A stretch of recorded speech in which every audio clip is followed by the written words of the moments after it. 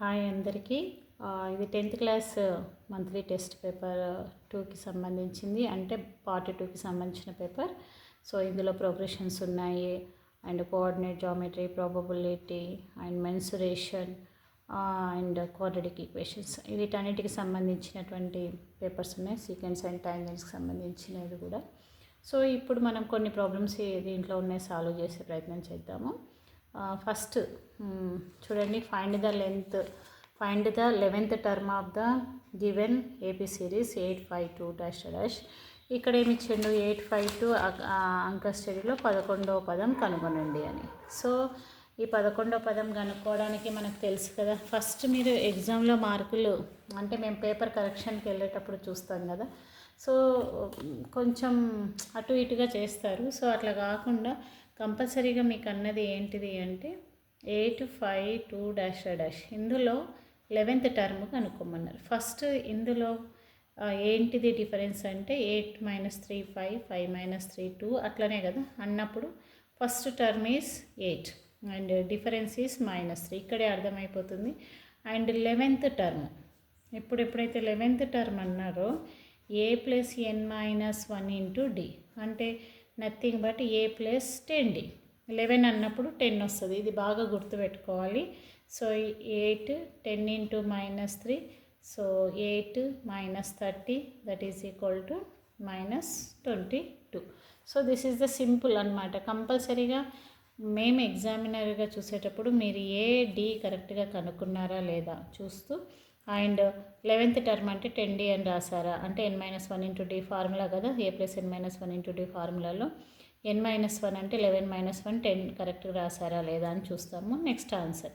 So అప్పుడు మనకి ఏమవుతుంది అంటే 100% 2 మార్క్స్ అనేది వస్తుంది. ఓకే. అండ్ నెక్స్ట్ చూడండి, నెక్స్ట్ సెకండ్ క్వశ్చన్కి సంబంధించి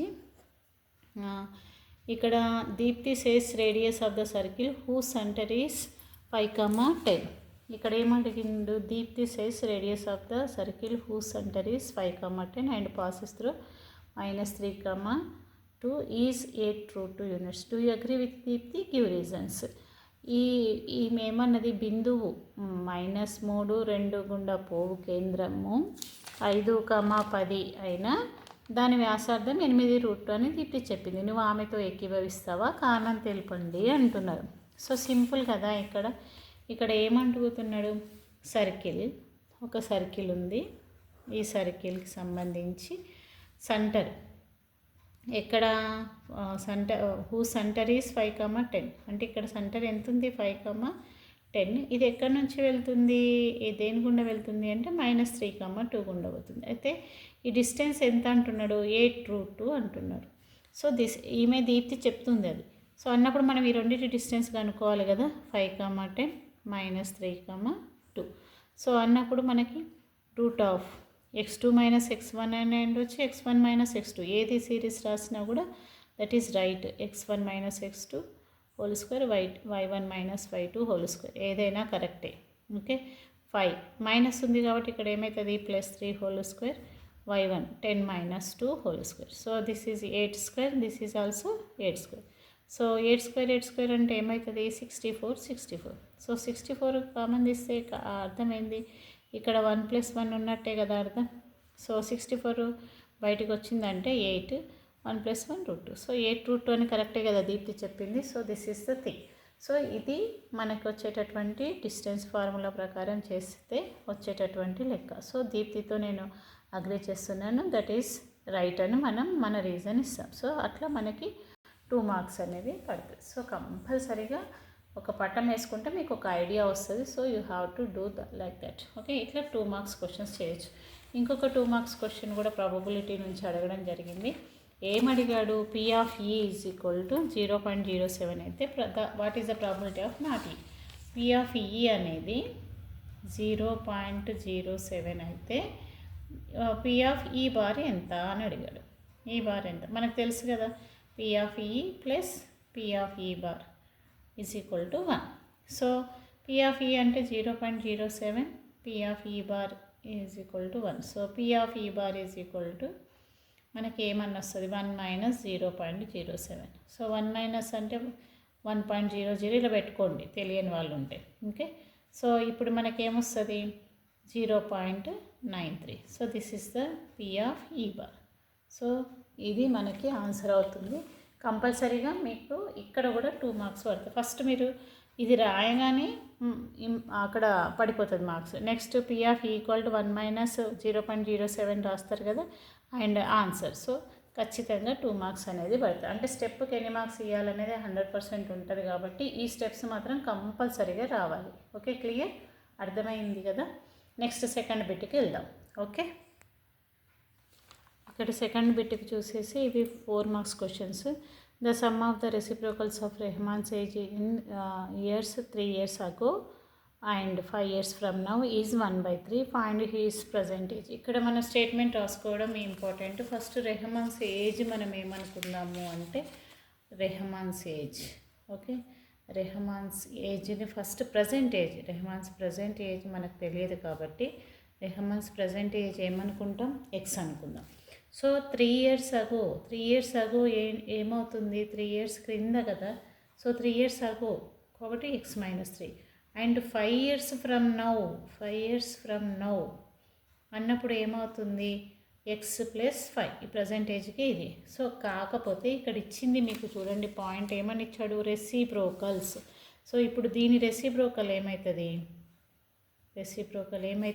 1/x-3. అలాగే 5 years దీని రెసిప్రోకల్ ఏమవుతుంది, so 1/x+5.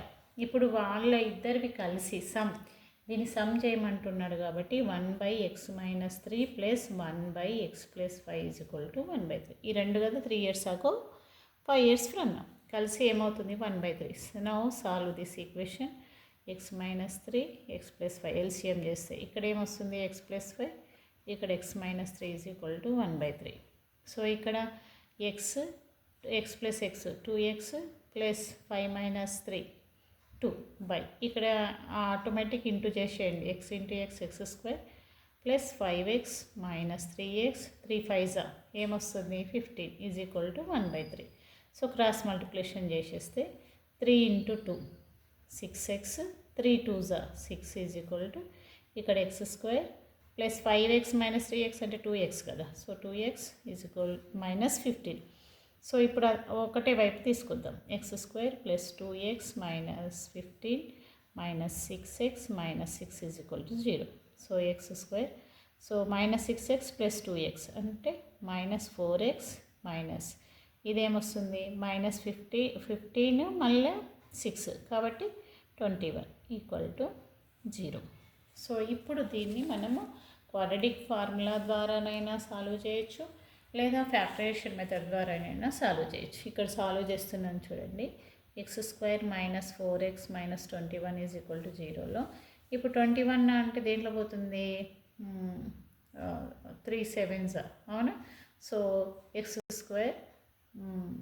Plus 3x - 7x - 21 = 0. ఇది రాసుకోవడం తెలుసు కదా.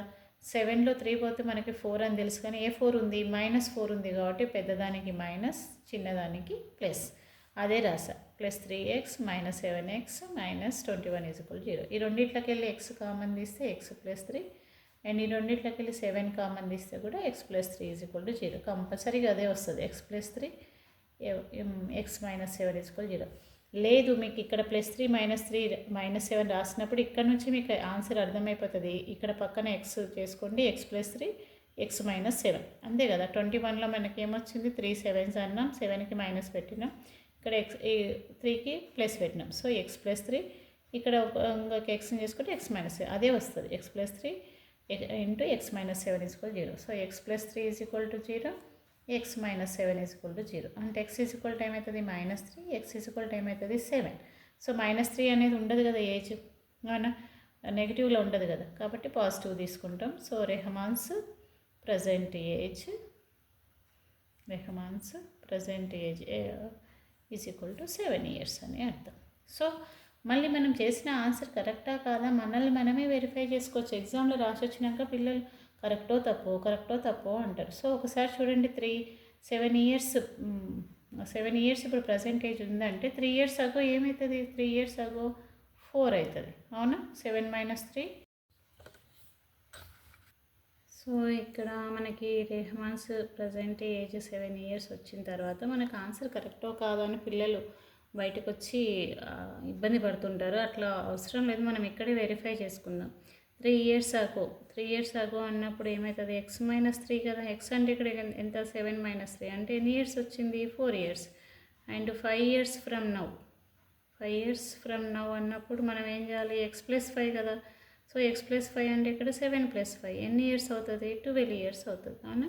సో వాటి రెసిప్రోకల్స్, ఇది 1/4 అవుతుంది, ఇది ఏమవుతుంది 1/12. మనకు మరి ఏం రావాలి, వాటి రెసిప్రోకల్స్ చేస్తే 1/3 రావాలి. వస్తుందా లేదా చూద్దాం. సో మనకి దీని ఎల్సిఎం ఏమవుతుంది, 12 వస్తుంది, ఎందుకంటే 4 3s 12 కాబట్టి 12 వస్తుంది. పైన 3, 12 1s 12, so 4/12, so 4 1s 4 3s, so 1/3 వచ్చింది కదా. So our answer is right అన్నట్టు అర్థం. సో ఇంత సింపుల్గా చేయొచ్చు. సో అట్లా చేస్తే మీకు ఏమవుతుందంటే 4 marks ఈజీగా పడుతుంది, ఓకేనా. సో ఫస్ట్ మీరు ప్రజెంటేజ్ అనుకున్నారా లేదా చూస్తాము. ఇవి కరెక్ట్గా రాసారా, రెసిప్రోకల్స్ కరెక్ట్గా రాసారా, ఈ ఈక్వేషన్ కరెక్ట్గా ఉందా. నెక్స్ట్ ఈ ఫార్మాట్లో చూసినప్పుడు ఇక్కడ మనకి ఏజ్ ఇవన్నీ కరెక్ట్గా వచ్చినాయా లేదా అనేది చూస్తాం. సో ఇట్లా చూసిన తర్వాత మీకు కంపల్సరీగా ఎన్ని మార్క్స్ పడతాయి అంటే 4 marks ఖచ్చితంగా పడతాయి, ఈ స్టెప్స్ ఉంటాయి, ఓకేనా. నెక్స్ట్ లెక్క చూడండి. Find the area of the triangle formed by points 2, 3, 6, 3 and 2, 6. ఈ వీటి చేత 2, 3, 6, 3, 2, 6 చేత ఏర్పడే త్రిభుజ వైశాల్యం కనుక్కోవాలి. సో త్రిభుజ వైశాల్యం కనుక్కోవాలి అంటే మనకి చూడండి 2, 3, 6, 3 అండ్ 2, 6. త్రిభుజ వైశాల్యం ఫార్ములా ఏంటి, లేదా area of the triangle formula ఏంటి, నేను ఈ ఫార్ములా రాసే పద్ధతిని కూడా స్పష్టంగా ఈజీగా చెప్తాను, ఒకసారి చూడండి. x1 కొంత స్పేస్ ఇవ్వండి, x2 కొంత స్పేస్ ఇవ్వండి, x3.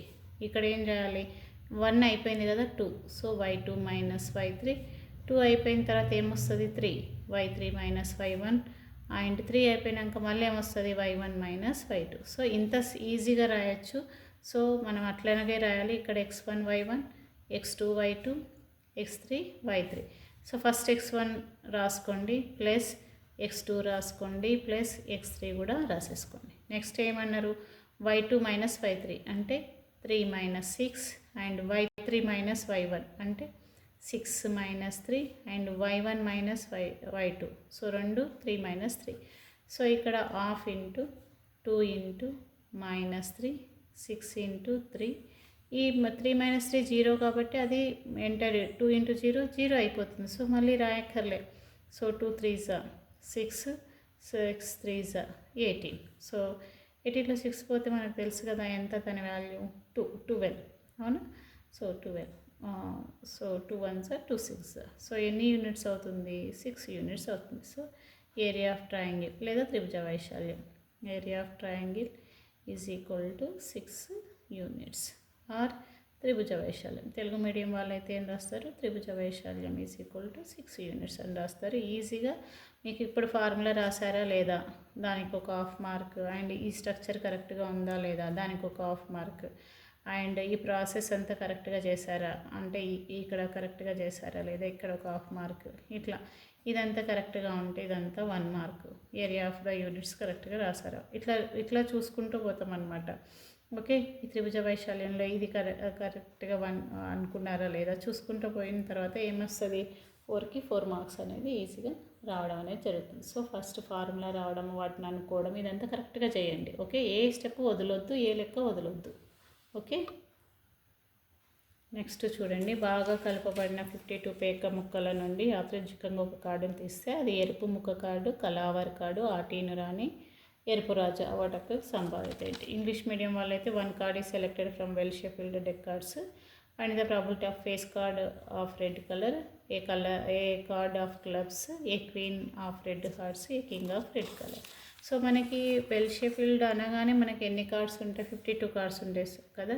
సో కాబట్టి ఇక్కడ టోటల్ పాసిబుల్ అవుట్కమ్స్ అని రాసేయాలి, total possible outcomes. So easy probability నుంచి చేయడం. సో అంటే మొత్తం పర్యవసానాలు, తెలుగులో అయితే ఏమని రాస్తారు, మొత్తం పర్యవసానాలు. మొత్తం పర్యవసానాలు ఎన్ని, 52నే కాబట్టి 52 రాయాలి. ఫస్ట్ ఏమడిగిండు, find the face card of red colour. So face cards అంటే అర్థమైంది, ఫేస్ కార్డ్స్ అంటే అర్థమైంది జేక్యూకే కదా. సో రెడ్ కలర్లో ఏమేమి ఉంటాయి, హార్ట్ ఉంటుంది అండ్ డైమండ్ ఉంటుంది. సో డైమండ్ అండ్ హార్ట్లో జేక్యూకే, మళ్ళీ ఇక్కడ కూడా జేక్యూకే. అంటే ఎన్ని కార్డ్స్ ఉంటాయి, మొత్తము 6 కార్డ్స్ ఉంటాయి, అవునా. సో కాబట్టి probability of face card of red colour is equal to number of favourable, ఇది ఖచ్చితంగా రాయాలి, favourable outcomes by total possible outcomes, total number of possible outcomes. ఇది రాసిన తర్వాత ఇవి ఏమవుతుంది, 6/52 అవుతుంది. Same thing probability of A card of clubs, A card of clubs. Clubs ఎన్ని ఉంటాయి, ప్రతిదీ 13 కదా. సో 13/52. అండ్ నెక్స్ట్ ఏం అడిగిండు, third one, A probability of A queen of red heart. So queen ఎన్ని ఉంటాయి, రెడ్ హార్ట్ అంటే హార్ట్లో క్వీన్ ఒకటే ఉంటుంది కదా. So 1/52 red heart, okay. And probability of a king of red colour, red కలర్లో కింగులు ఎన్ని ఉంటాయి, ఇప్పుడు హార్ట్ రెడ్ కలరే ఉంటుంది, ఇవి రెండు రెడ్ కలర్సే. సో కింగులు ఎన్ని ఉంటాయి, 2 ఉంటాయి కాబట్టి 2/52. సో ఇలా మనం first one, second one, third one, fourth one చేసేస్తే మనకు ఆన్సర్. సో ఈ 4 ఆన్సర్స్ కరెక్ట్గా కనుక రాస్తే మనకి 4 మార్క్స్ పడతాయి. First number of favourable outcomes by total number of possible outcomes అనేది కేవలం ఒకదానికి రాస్తే సరిపోతుంది, రిమైనింగ్ అన్నింటికి రాయాల్సిన అవసరం లేదు, ఎందుకంటే ఇది 4 మార్క్స్ క్వశ్చనే కాబట్టి no problem. So this is 4 marks, ఓకేనా. ఇక 6 మార్క్స్ విషయానికి వస్తే చూడండి, find the sum of 51 terms of AP whose second and third terms are 14 and 18 respectively. So మనకి ఏమంటుండు, సెకండ్ టర్మ్ అంటే అర్థమైంది A+D అని కదా అర్థం. సో A+D ఎంత, 14. అండ్ థర్డ్ టర్మ్ అంటే అర్థమైంది A+2D is equal to 18. So A+n-1 into D రాయకపోయినా కరెక్ట్గా ఈ ఫార్మాట్ రాస్తే no problem. So this is equation 1, this is equation 2 అనుకోండి. Solving equations 1 and 2. సో కాబట్టి ఫస్ట్ మనకి A+2D ఈజ్ ఈక్వల్ టు 18 వేసుకోండి, A+D ఈజ్ ఈక్వల్ టు 14 వేసుకోండి. చాలామంది 1 and 2 అంటే 1 తర్వాత 2నే వేసుకుంటారు, అట్లా కాదు, మనకు అనుకూలంగా వేసుకోండి, అప్పుడు ఈజీ అవుతుంది. సో అప్పుడు ఏమైతే 2Dలోకి 1 పోతే D అండ్ 18లో 14 సబ్ట్రాక్ట్ అయితే ఎంత వస్తుంది, D is equal to 4. So substitute D is equal to 4 in equation 1 కానీ 2 కానీ, okay. In equation 1 A+D is equal to 14, A+4 is equal to 14, A is equal to 14 - 4 that is equal to 10. So A వచ్చింది and D వచ్చేసింది, ఇక్కడికే మీకు సగం మార్కులు పడిపోతాయి, 3 marks పడిపోతాయి. నెక్స్ట్ ఏమన్నాడు, ఫస్ట్ సమ్ ఆఫ్ 51 టర్మ్స్ కదా. సో 51 టర్మ్స్ అన్నప్పుడు మనకి ఏమని రాస్తాము, Sn is equal to n/2 into 2a plus n-1 into D, ఇదే కదా. సో 51/2, 2 ఇంటూ a అంటే 10 ప్లస్ n-1 అంటే 51 - 1 అంటే 50 ఇంటూ 4. సో 51/2, సో 20 ప్లస్ ఇదేమవుతుంది 200. సో 51/2 మొత్తం టోటల్ 220. సో ఏమొస్తుంది 110. సో 110 ఇంటూ 51 వేసుకున్నా సరే, 11 1s are 11, 11 5s are 55, ఒకటి 56, 5610 అనేది అవుతుంది. సో ఈ విధంగా ఈజీగా చేయొచ్చు. సో డోంట్ వరీ, హ్యాపీగా మనం చేయొచ్చు. మళ్ళీ తప్పులు చేయకుండా కొంచెం ఈక్వేషన్ 1 and 2లో ఏది పెద్ద ఉందో అది వేసుకుంటే మీకు మైనస్లలో అసలు తప్పులు పోవు. సో ఈ ప్రాసెస్ వరకు చేస్తే 100% 3 మార్క్స్ పడతాయి, మిగతా ప్రాసెస్ ఇది చేస్తే 3 మార్క్స్ పడతాయి. సో టోటల్ 6 మార్క్స్ మీకు వచ్చినట్టే. సో ఈ స్టెప్స్ ఫాలో కండి, 100% వస్తాయి, ఓకే. ఇప్పుడు 6 మార్క్స్లలో ఇంకొక 9th ప్రాబ్లం చెప్తాను. 8th ప్రాబ్లం డ్రాయింగ్ కదా, చూద్దాం అది. A tie is in the form of cone mounted of hemisphere of the diameter. The diameter, base and height of the cone is 6 meters and 4 centimeters. Determine the surface area of the tie. అంటే ఇక్కడ అర్థం ఏంటిది అంటే, ఇక్కడ మనకి ఒక semi circle దాని మీద ఇట్లా ఉంది, ఓకే. కోన్ ఉంది. సో ఇక్కడ ఇదంతా డయామీటర్ అంతా 6 సెంటీమీటర్స్, అంటే రేడియస్ ఏమవుతుంది 3 సెంటీమీటర్స్ అవుతుంది కదా. దీని హైట్ ఎంత 4 సెంటీమీటర్స్. చూడండి ఇది 3 ఇది 4 అన్నప్పుడు ఇది ఆటోమేటిక్గా 5 ఉంటుంది. So L square is equal to R square plus H square. So ఇక్కడ ఏం రాస్తారు 3 square plus 4 square is equal to L square. So L square is equal to 25, L is equal to 5. So అట్లా రాయకపోయినా డైరెక్ట్గా L is equal to 5 అని రాసిన no problem, ఎందుకంటే Pythagorean triplets కాబట్టి. Okay, now ఇక్కడ మనకి ఏమడుగుతున్నాడు అంటే ఈ టాయ్ యొక్క సర్ఫేస్ ఏరియా కనుక్కోవాలి. ఈ టాయ్లో ఎన్ని ఉన్నాయి 2 ఉన్నాయి కదా, అంటే మనం ఏం కనుక్కోవాలి CSE ఆఫ్ కోన్ కనుక్కోవాలి plus CSE of hemisphere. So 2 కనుక్కోవాల్సి వస్తుంది. సో ఇక్కడ CSE ఆఫ్ కోన్ అంటే మనకి ఏమని అర్థం πRL, ఇక్కడ ఏమని అర్థం 2πr స్క్వేర్, అంతే కదా. సో పై అట్లనే ఉంచండి, రేడియస్ 3 అండ్ L 5 ఇందాకనే వచ్చింది, 2π కూడా అట్లనే ఉంచండి. R అంటే ఇక్కడ ఎంత 3 స్క్వేర్, అవునా. సో ఇక్కడ 15π, ఇక్కడ ఏమొస్తుంది 3 స్క్వేర్ అంటే 9 కదా. సో 2π ఇంటూ 9, 9 2s 18π, ఇక్కడ ఏమవుతుంది 15π, దట్ ఈజ్ ఈక్వల్ టు మొత్తం ఏమొస్తుంది 33π. పై వాల్యూ మనకు తీసుకోమన్నాడు, ఏమని తీసుకోమన్నాడు 3.14. సో 3.14 చేస్తే మీకు ఏమొస్తుంది 103.62 అనేది వస్తుంది. So this is the simple థింగే. కాకపోతే ఈ రెండింటికి ఏంటి సూత్రాలు అనేది గుర్తుపెట్టుకొని కనుక చేస్తే మీకు 100% 6 మార్క్స్ ఈజీగా స్కోర్ చేయొచ్చు. ఇలా 6 మార్క్స్కి 2 ఈజీగా చేయండి, అండ్ 40కి 40 ఈజీగా వస్తాయి. ఓకే, సో ఇలా మీరు యాన్యువల్ ఎగ్జామ్స్ కూడా ఇట్లనే ప్రిపేర్ కాండి, you will get good marks. Okay, thank you so much.